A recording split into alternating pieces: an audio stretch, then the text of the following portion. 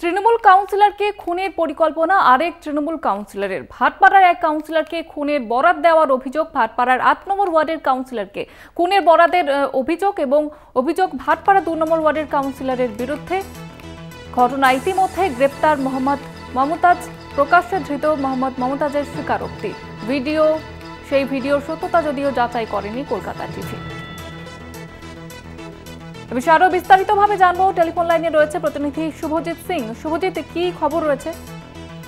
দেখো, বিগত বেশ কয়েকদিন ধরে ভাটপাড়া চলছে তৃণমূল কংগ্রেসের গোষ্ঠীদ্বন্দ্ব। ভাটপাড়া পৌরসভার ২ নম্বর ওয়ার্ডের তৃণমূল কাউন্সিলর গোপাল রাও তিনি মোহাম্মদ মমতাজ নামের এক ব্যক্তিকে তিনি খুনের ধরা দিয়েছিলেন ৮ নম্বর ওয়ার্ডের পৌরপিতা পৌর পরিষদ সদস্য নুরুজ্জামান সাহেবকে, যার একটি ভিডিও ইতিমধ্যেই গতকাল থেকে ভাইরাল হচ্ছে। আর ভাইরাল হওয়াকে কেন্দ্র করে কিন্তু শুরু হয়েছে রাজনৈতিক উত্তেজনা। ভাটপাড়া এবং জগদ্দল এলাকাতে প্রভাবশালী নেতা গোপাল রাও তিনি ১০ লক্ষ টাকার বিনিময় যিনি রয়েছেন ৮ নম্বর ওয়ার্ডের তৃণমূল কাউন্সিলর নুরুজ্জামান সাহেব তাকে খুন করার জন্য বরাত দিয়েছিলেন।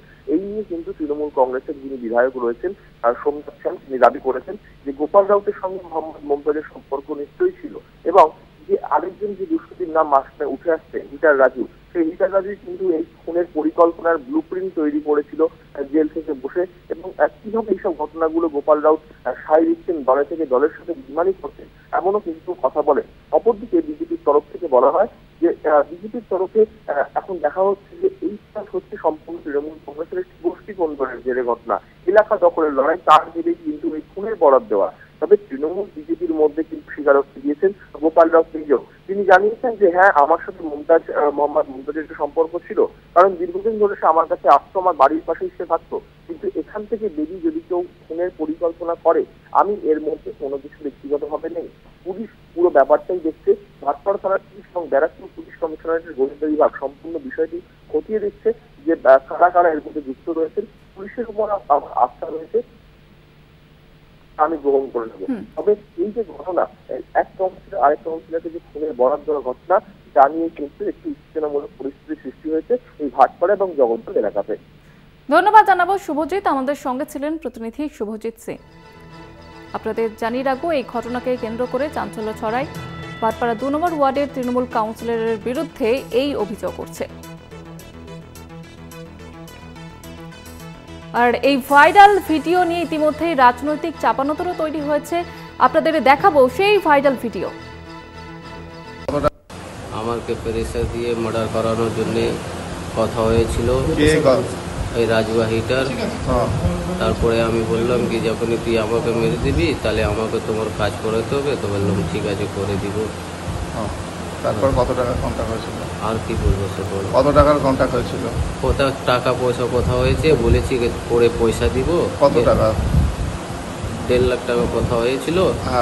পরে বলেছে কি 8.5 লাখ টাকা পরে দিব। পরে দেবো। কে দেবে তোকে টাকাটা? মার্ডার কাকে কাকে? সাহেব দেবে। সাহেব কাকে?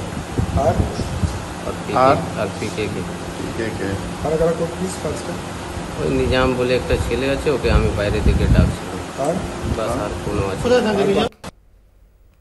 আপনারা দেখলেন সেই ভাইরাল ভিডিও। ধৃত মোহাম্মদ মমতাজ ২ নম্বর ওয়ার্ডের কাউন্সিলর গোপাল রাউত ঘনিষ্ঠ। রাজু হিটার নামে আরেক দুষ্কৃতী অর্জুন সিং ঘনিষ্ঠ দাবি তৃণমূলের এবং তৃণমূল বিধায়ক সোমনাথ শ্যামের। আমাকে কালিমালিপ্ত করার চেষ্টা, দোষ থাকলে ব্যবস্থা নিক পুলিশ, এমনটাই দাবি করেছেন গোপাল রাউত। আপনাদের শোনাবো তিনি কি বলেছেন। ঠিক বিধায়ক সোমনাথ সেন বলছেন যে আপনার সঙ্গে মোহাম্মদ মমতাজকে দীর্ঘদিন ধরে দেখা গেছে। আমার কাছে দেখা গেছে এই ঘটনায় আপনি যুক্ত থাকার সম্ভাবনা আছেন বলে তিনি দাবি করেছেন। শুনুন, যদি উনি এই কথা বলছেন তাহলে এই কথা তো উনি বলবেন। মুমতাজ যে আছে, মুমতাজ আমার কাছে আসতো, এই না যে আসতো না, মাঝে সাঝে ও আসতো। কিন্তু আমার সাথে এসে কেউ ঘটনা করে দিবে, কেউ সুপারি নিয়ে নিবে, এইটা আমি কি করে জানবো? এ তো পুলিশ তদন্ত ব্যাপার আছে, পুলিশ তদন্ত করছে। যদি আমার এর ভিতরে বিধায়ক বলছেন যে সন্দিগ্ধ আছে, তাহলে তো পুলিশের তদন্তর ব্যাপার আছে, তদন্ত করুক। যদি আমরা এই ভিতরে আছি তাহলে তদন্ত করে বের করুক যে কে আছে না। আর এ নিয়ে ভাটপাড়া তৃণমূল বিধায়ক সোমনাথ শ্যাম তিনি কি দাবি করেছেন শুনুন। মূলত এই যে রাজু হিটারের নাম উঠে আসছে, তার ছেলে, তার ভাই এবং সুফলকা পাপ্পু, এরা সব হচ্ছে রাজু হিটারের সাথে এবং পরিবারের লোক।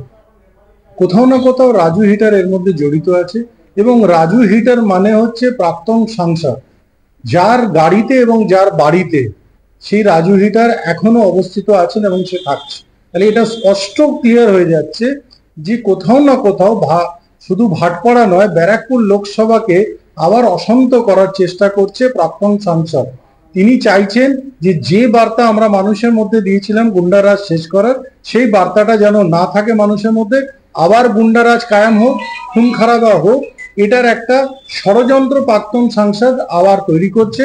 কেন এটা পুলিশ প্রশাসন থেকে আরম্ভ করে সবাই জানে যে অর্জুনের গাড়িতে এবং তার বাড়িতে এই রাজু হিটার অবস্থিত আছেন, বর্তমানে এখনো আছে। তাহলে কোথাও না কোথাও যে খুনের চক্রান্ত সাহেবের হচ্ছে, সেটা কোনো না কোনো ভাবে প্রাক্তন সাংসদ জড়িত আছে। আমরা এখন রেফারির কাজ করছি, অর্জুন সিং এমনটাই দাবি করেছেন। তৃণমূলের এলাকা দখল লড়াই আমাদের ভূমিকা নেই, কি বলেছেন অর্জুন সিং আপনাদের শোনাব। ভিডিওটা কোথায় নেওয়া হলো, কবে নেওয়া হলো, সেই ভিডিওটা মিডিয়ার কাছে এলো কি করে, ভিডিওর ব্যাকগ্রাউন্ডটা কি আছে, 1 নম্বর প্রশ্ন। 2 নম্বর প্রশ্ন, ওই লোকটা বলছে কি আমাকে গোপাল রাউ টাকা দিয়েছে সাহেবকে মারার জন্য, নুরে জামাল সাহেব, দুজনই তৃণমূলের নেতা। এদের ভাগ বটবারা চরম সীমায় পৌঁছে গেছে। রিলায়েন্স জুট মিলে আগে গোপাল রাউতে ঠিকা চলতো, সব ঠিকা এখন সোমনাথ শ্যাম নিয়ে নিয়েছে। এবার গোপাল রাউতকে সাইড করার জন্য সোমনাথ শ্যাম এই খেলাটা খেলেছে। পুলিশকে দিয়ে একটা মুরগাকে ধরে ওকে দিয়ে ভয় পাইয়ে পিছন সামনে, মানে ক্যামেরা সামনে লাগানো আছে, ক্যামেরা পিছনে পিস্তল দেখিয়ে কি তোমাকে এই বলতে হবে, এই বলিয়ে দিল। এবার